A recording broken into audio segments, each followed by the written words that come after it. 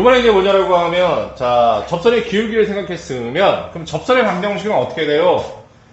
자, 그러면 이제 접선의 방정식으로 가겠습니다.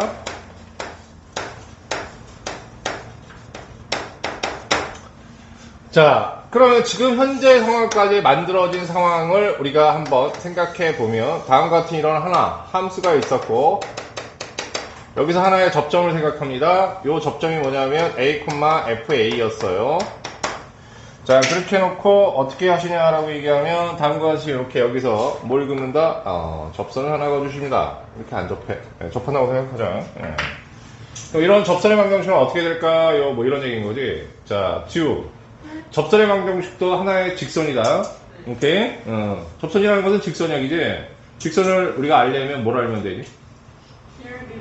기울기랑 y절편 혹은 기울기랑 한 점, 오케이? 혹은 두 점.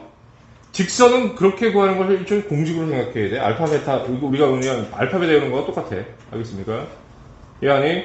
아니면 x절편과 y절편을 알든가. 알겠습니까? 그럼 이제 직선이 결정이 되는 거야. 그러면 이때 이 빨간색의 접선은 벌써 뭐냐라고 하면 접점이 나왔다고 하면 지나는 한 점을 알게 되는 거지. 근데 기울기는 아까 결정이 됐잖아. 접선의 기울기는. 미분계수라고. 오케이? 그러면 고민할 것도 없이 우리 첫 번째 1번 접선의 방정식은 어떻게 되느냐.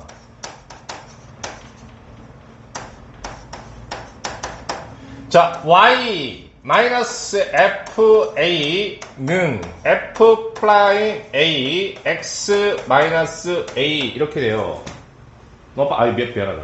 혼자 했다는 생각 알겠습니까? 접선의 기울기가 이거지? 기울기 이거지? f 프라임 a 괜찮지? 지나는 한 점은 어떻게 표시해? x 마이너스 x1 그때 지나는 점이 a니까 a 집어넣어주고 오케이? 그때 지나는 점이 y좌표가 fa니까 fa 집어넣어주고 괜찮으세요? 이렇게 되면 뭐가 나와? 접선의 방정식이 나오는 거지?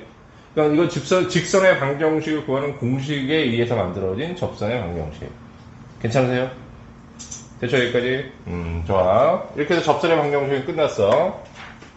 자, 기하 배우들한테만 물어봅니다. 연우, 법선이 뭐라, 법자가 들어가면 뭘 얘기하는 거야? 법자가 들어가면 법선. 수직. 알겠습니까? 그러니까 이과는 기하도 배울 거니까 알겠습니까? 그럴 때 우리가 그런 걸 수직인 어떤 벡터를 법선 벡터 이렇게 좀 표현하잖아. 알겠습니까? 안 배운 사람들로 나중에 어차피 기하할 거니까 알겠습니까? 네, 선생님 문과인데요. 신경 쓰지 마세요.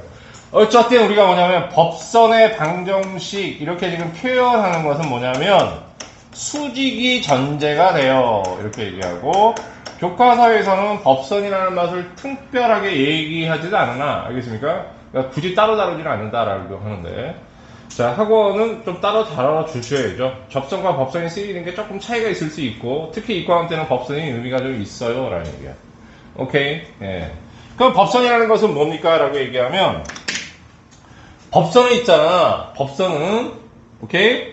접선이 전제가 돼야지만 법선이 존재할 수가 있는 거야. 무슨 소리냐라고 얘기하면 자, 이 점에서 접하는 접선이 있잖아. 오케이? 응? 그러면 이럴 때 이 접점을 같이 공유하면서 접선의 수직인 것을 법선이라고 하는 거야. 오케이? 됐지? 그러니까 접선이 있은 다음에 법선을 얘기할 수 있는 거야. 자, 다시. 자, 뭐라고 선생님이 얘기했냐면 자, 접선이 있을 때 얘 접점이 있잖아. 그럼 똑같이 접점을 똑같이 지나는 거야. 오케이? 대신 기울기는 어떻게 되는 거야? 수직이 되는 거라고. 뭐에? 접선에. 알겠습니까? 이걸 법선이라고 해요. 그러면 여기서 법선은 선생님 어떻게 그릴까요? 라고 얘기한다고 하면 좀 이쁘게 초록색 한번 해볼까? 이 점을 공유하면서 수직이야. 그럼 요게 법선이 되는 거야. 그 다음에 요게 접선이 되는 거고. 둘 사이는 서로 어떤 관계냐면 수직 관계에 있게 돼. 자, 그러면 기울기가 f'A가 뭐야? 접선이었지? 그러니까 접선의 기울기의 수직이니까 수직인 기울기는 역수치하고 마이너스 붙이시면 되죠? 오케이? 그러면 지나는 점은 동일한 점이야. 지나는 점에 차이가 있는 것은 아니잖아. 그러니까 y 마이너스 fa 단지 기울기만 수직이니까 역수치에서 마이너스를 붙여주면 f 프라임 a분의 1에 x 마이너스 a 이렇게 해서 법선의 방정식이 완성이 됩니다, 여러분. 오케이. 자, 접선과 법선은 어때 쓰이는지 선생님이 나중에 따로 조금 더 얘기하겠습니다. 그러면 어찌됐든 간에 우리가 잊어먹으면 안 되는 게 뭐냐라고 얘기하면, 자, 접점이 주어졌을 때 접선의 방정식이 이렇게 된다는 것은 절대 지금 이 시간 이후로 모으면 큰일 납니다. 알았어? 다음 두 번째, 법선의 방정식은 개념적으로 받아들이시고 이 정도는 툭 튀어나와야지. 어차피 뭐 같은 점을 공유하면서 접점을 공유하면서 기울기만 뭐 수직이야 라는 거 생각하면 금방 이게 튀어나와야 되는 식이에요. 저는 잘 안 튀어나오는데요. 아 진짜 그러면 이제 중학교 고등학교 1학년 수학이 진짜 문제가 있는 거예요. 알겠어요? 네, 그냥 탁 튀어나와야 된다.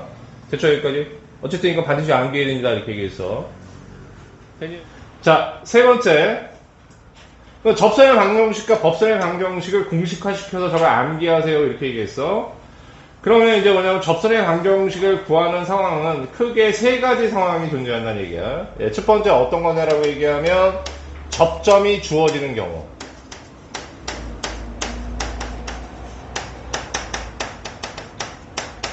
가장 해피한 경우, 완벽하게 접선의 방정식을 모두 다 완성할 수 있다. 조금 이따 보겠습니다. 알겠습니까? 첫 번째 케이스가 그거고, 두 번째, 접선의 기울기가 주어진 경우. 이게 무슨 시츄에이션? 자, 요게 있잖아. 이게 숫자로 주어진 경우를 얘기하는 거야. 알겠습니까? 예, 그런 경우에도 해피해. 어떤 상황인지 나중에 보겠습니다. 알겠습니까? 이런 경우도 나름 뭐 그렇게 크게 고민할 거 없습니다. 알겠습니까?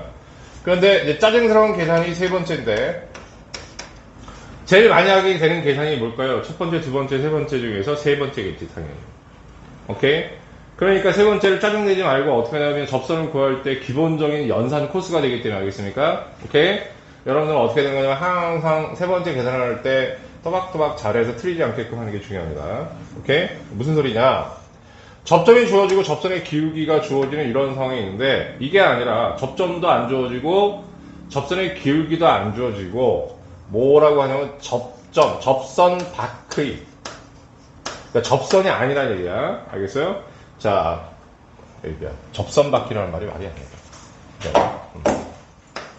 접선 밖이야. 곡선 밖의 한 점이 주어지는 경우.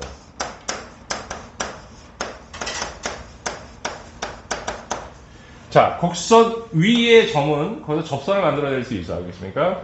그런데 이렇게 곡선 위에 있지 않고 이렇게 곡선 밖에 있는 점들은 어떻게 되는 거냐라고 하면, 이 접선의 지금 이 접점과는 무관한 점이 되어버리는 거예요. 예를 들어서 어떤 상황이냐면 이런 상황이야. 간단하게 얘기하고 문제 풀면서 가겠습니다. 접선이 하나 있는데 이게 전혀 엉뚱한 점을 하나 지난다 이거. 곡선 위에 있지 않니. 오케이? 이렇게 될 때는 어떻게 돼요? 미리부터 얘기하지만 일단 접점을 세팅하고 가셔야 됩니다. 알겠어요? 그래서 선생님이 경우에서만 놓고 얘기했으니까 여기에는 이제 뭐냐라고 하면 개별적으로 이건 어떻게 푸는 거야 라고 공식화시킬 수도 있겠지만 좀 쓸데없는 짓 아니겠니? 그런 거? 오케이? 그래서 예를 들어서 문제를 푸는 거를 여기다 여러분들이 써놓으면, 알겠습니까? 그러면 어떻게 된 거야? 일종의 개념 완성이 되고 어떻게 푸는지도 알게 되겠죠? 오케이? 예.